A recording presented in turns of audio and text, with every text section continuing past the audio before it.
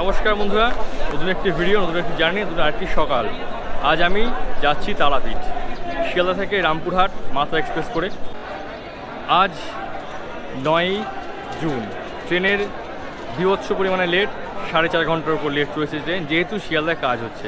তাছাড়া এই ট্রেন প্রত্যেক দিন সকাল 7:20 সময় শিয়ালদা স্টেশন থেকে ছাড়ে এবং দুপুর 12:05 রামপুরহাট পৌঁছায়। এই ট্রেনের জার্নি রয়েছে 226 কিলোমিটার। এই ট্রেনের অ্যাভারেজ স্পিড থাকবে 48 কিলোমিটার পার আওয়ার এবং সব থেকে হাই স্পিড থাকবে 110 কিলোমিটার পার আওয়ার। তাহলে এখন শিয়ালদা স্টেশনের ভেতরে ঢুকবো, কত নম্বর প্ল্যাটফর্ম আমাদের ট্রেন দিয়েছে সেটাও দেখবো, আর কখন আমরা রামপুরহাট পৌঁছাচ্ছি সেটাও সব কিছু জানাবো এই ভিডিওর মাধ্যমে। তাহলে চলো বেশি কথা না বাড়ি আজকের ভিডিও শুরু করা যাক। ঘড়ির কাটার সময় এখন 12:20 আর আমাদের মাত্রা এক্সপ্রেস এখন ঢুকছে।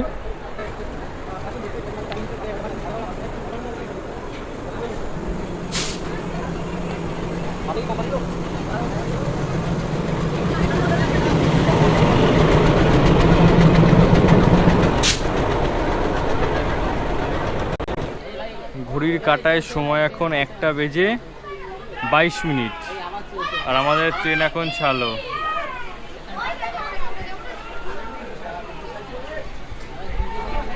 পরবর্তী স্টপেজ নৈহাটি। দেখা যাক নৈহাটি কখন পৌঁছায়।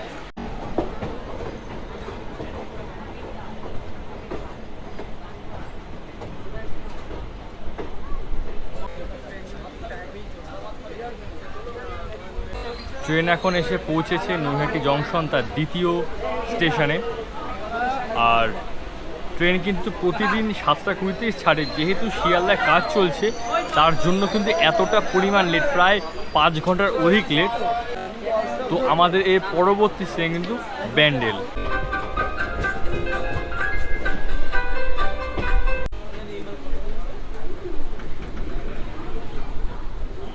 আমরা চলে এসেছি ব্যান্ডেল স্টেশনে। এখানে হল্ট 2 মিনিটের, আর যেহেতু ট্রেন লেট চলছে তার জন্য এসে পৌঁছেছে 2:37 আর এর পরবর্তী স্টেশন কিন্তু আমাদের বর্ধমান জংশন। আর দেখা যাক কটায় পৌঁছায়।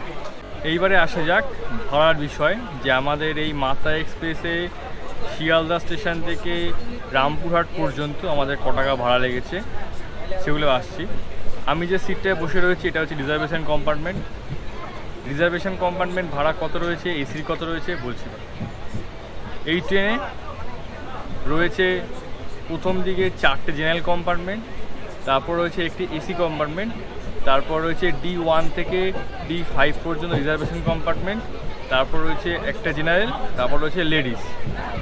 এই হলো কামরার সংখ্যা।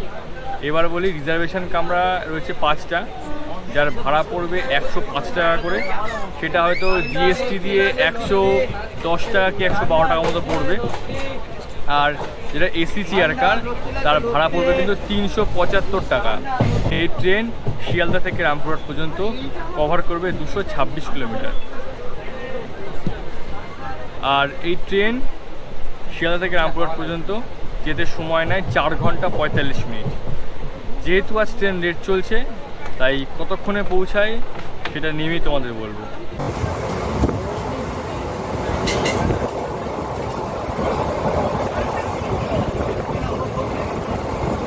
বাথরুম, এখানে একটা হ্যাঙ্গার হুক রয়েছে জামা কাপড় ঝোলানোর জন্য। এখানে একটা মিরর রয়েছে। বেসিনে জল পড়ছে, দেখি বাবা গরম জল মারাত্মক। এখানে একটা ডাস্টবিন রয়েছে, মোটামুটি পরিষ্কার পরিচ্ছন্নই আছে।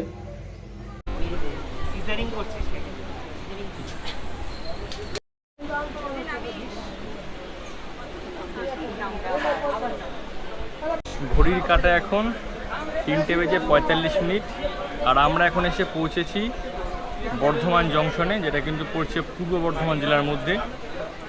আর ট্রেন যথারীতি লেট চলছে প্রায় 5 ঘন্টার মতো। আর আমাদের পরবর্তী স্টেশন কিন্তু গুসকরা। দেখা যাক ততক্ষণে পৌঁছাই।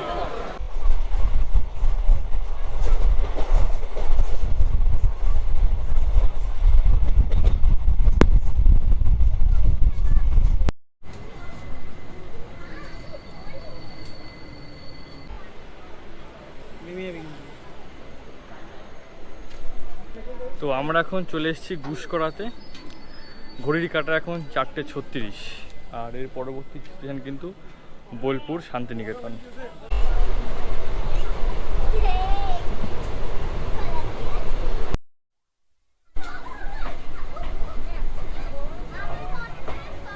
ঘড়ির কাঁটা এখন 5:00, আর আমরা এখন উপস্থিত হয়েছি বোলপুর শান্তিনিকেতনে এসে। আর এর পরে স্টেশন কিন্তু প্রান্তিক। আর সবাই জানো কেন শান্তিনিকেতন বিখ্যাত, এরপরে তো ভিডিও আবার আসবে। তো দেখা হচ্ছে পরের স্টেশন প্রান্তিকে গিয়ে আবার। प्रांतिक आ चुका है हम।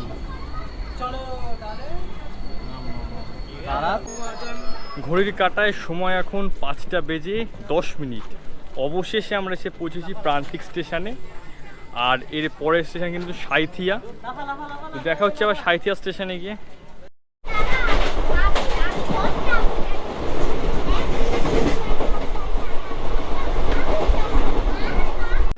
ঘড়ির কাঁটায় এখন 5:55, আর আমরা এখন পৌঁছেছি সাঁইথিয়া জংশনে এসে। আর এই ট্রেন পৌঁছানো কথা ছিল 12:05 আমাদের রামপুরহাটে, কিন্তু এখন 5:55 আমরা সাঁইথিয়া, এরপরে তারাপীঠ রোড, তারপর রামপুরহাট। দেখা যাক কটায় পৌঁছাই। কেমন এক্সপিরিয়েন্স, কেমন এত লেটে? ভালো, ভালো না হলে হয়, যত লেট হবে ততই তো মজা হবে। বলছে যত লেট তত মজা, মানে তাড়াতাড়ি গিয়ে কোনো লাভ নেই। কিছু বক্তব্য? নো বক্তব্য। চলো ট্রেনে ওঠা যাক, হুইসেল দিয়ে দিয়েছে।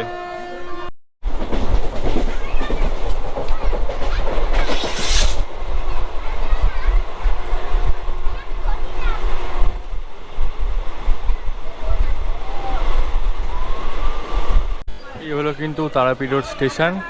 এখান থেকেও কিন্তু তারাপীঠ মন্দির যাওয়া যায়। আর ঘড়ির কাঁটার এখন 6:13। আর এর পরের স্টেশন কিন্তু আমাদের রামপুরহাট। ঘড়ির কাঁটায় সময় এখন 6:25, আর এখন আমরা এসে পৌঁছালাম রামপুরহাট স্টেশনে। এই ছিল আজকের ভিডিও। কেমন লাগলো অবশ্যই কমেন্টে জানাবে, ভালো লাগলো অবশ্যই লাইক করবে এবং এটা অবশ্যই শেয়ার করবে। তো দেখা হচ্ছে নতুন ভিডিও নিয়ে আবারও তোমার সাথে খুব তাড়াতাড়ি।